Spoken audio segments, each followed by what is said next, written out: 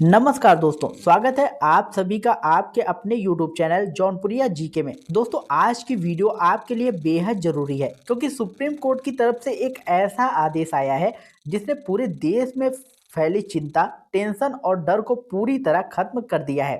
नागरिकता को लेकर जितना भ्रम फैलाया गया था, जितनी अफवाहें फैल रही थी, जितनी भागदौड़ लोग कर रहे थे, उन सब पर आज एक बड़ा विराम लग गया है। ये आदेश बिल्कुल सीधा, साफ और आम जनता के लिए हित में है और सबसे खास बात है कि आदेश भारत के पहले से बने हुए कानून यानी कि इंडियन सिटीजनशिप एक्ट 1955 के आधार पर ही लिया गया है।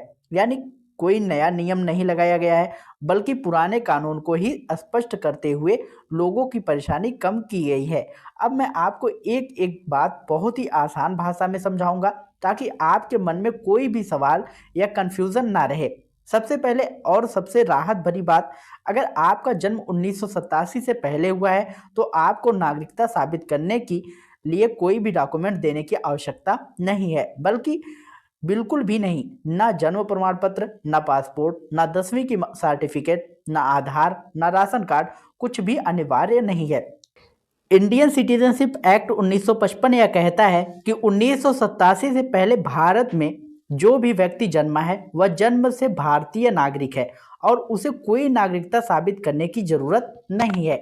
इस बात को सुप्रीम कोर्ट ने भी क्लियर कर दिया है। अब लोग पूछेंगे कि 2003 की लिस्ट में नाम हो या ना हो उससे क्या फर्क पड़ेगा, तो सुनिए, फर्क बिल्कुल नहीं पड़ेगा। नाम हो तब भी आपके डॉक्यूमेंट नहीं देना होगा, नाम ना हो तब भी नहीं देना होगा। 2003 की लिस्ट का मामला बिल्कुल अलग है और 1955 का एक्ट उन पर निर्भर नहीं करता। इसलिए 1987 से पहले जन्म लोग पूरी तरह सुरक्षित है। हाँ, अगर आप खुद अपनी इच्छा से कोई Aadhaar, PAN, ration card, matric certificate देना चाहें तो दे सकते हैं, पर मांगा नहीं जाएगा। यानी ये आपका विकल्प है, अनिवार्यता नहीं। अब चलते हैं एक बहुत जरूरी मुद्दे पर, दूसरे राज्य में शादी करने वाले परिवार के बारे में। बहुत सारे लोग परेशान थे कि अगर बेटी की शादी किसी दूसरे राज्य में हो गई है, वह वहीं रहती हो, तो उसे कैसे साबित करना पड़ेगा कि वह भारतीय है, या एसआईआर में उससे क्या मांगा जाएगा। तो इसका भी बिल्कुल स्पष्ट जवाब निकल कर आया है। अगर बेटी या बेटे का दूसरे राज्य में बस चुके हैं तो उनके माता पिता में से कोई एक जिनका जन्म 1987 से पहले हुआ है अपने नाम का एक साधारण सा डॉक्यूमेंट भेज देंगे, जैसे आधार, पैन, राशन कार्ड, जाति प्रमाण पत्र, निवास प्रमाण पत्र। तो बच्चों को कोई भी डॉक्यूमेंट्स देने की आवश्यकता नहीं पड़ेगी क्योंकि बच्चे की नागरिकता माता पिता से सिद्ध होती है।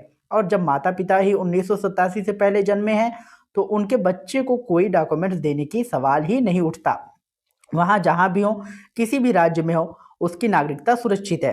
अब एक और महत्वपूर्ण बात, अगर आपका जन्म 1987 के बाद और 3 दिसंबर 2004 तक हुआ है तो आपके लिए एक चीज अनिवार्य है, आपको अपना एक जन्म से संबंधित डॉक्यूमेंट्स देना होगा। ये इनमें से कोई भी हो सकता है, जन्म प्रमाण पत्र, 10वीं की मार्कशीट, 10वीं का सर्टिफिकेट, पासपोर्ट या 7वीं 8वीं की टीसी। पुराना पासपोर्ट भी चलेगा, चाहे वो 20 से 25 साल पुराना ही क्यों ना हो। अगर भारत सरकार की जारी किया गया है तो पूरी तरह मान्य है। इस श्रेणी के लोग को सिर्फ एक डॉक्यूमेंट देना है ताकि जन्म तिथि और भारतीय मूल दोनों की पुष्टि हो सके। अब बात आती है उन लोगों की जो गरीब हैं, मजदूरी करते हैं, शिक्षा कम है, गांव देहात में रहते हैं और जिनके पास ज़्यादा कागज पत्र नहीं है।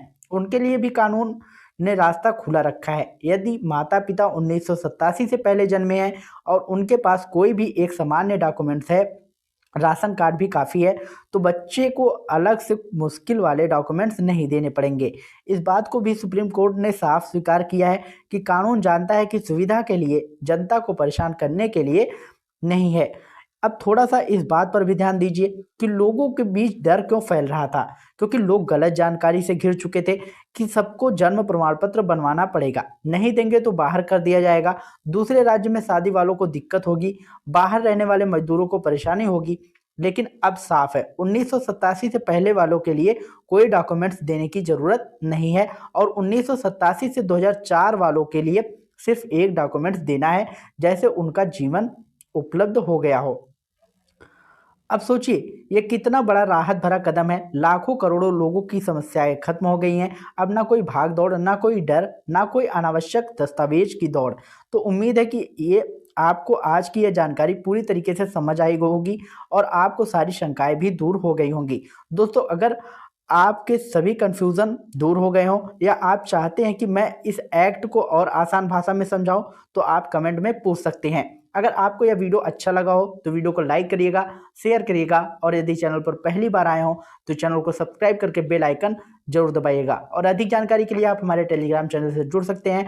टेलीग्राम चैनल का लिंक जो है हमने डिस्क्रिप्शन में दे रखा है। और दोस्तों, अगर आप लोगों को कोई भी समस्या हो, आपके मन में कोई भी शंका हो, तो आप कमेंट बॉक्स में जरूर बताइएगा। हमारी टीम आपकी पूरी सहायता करेगी।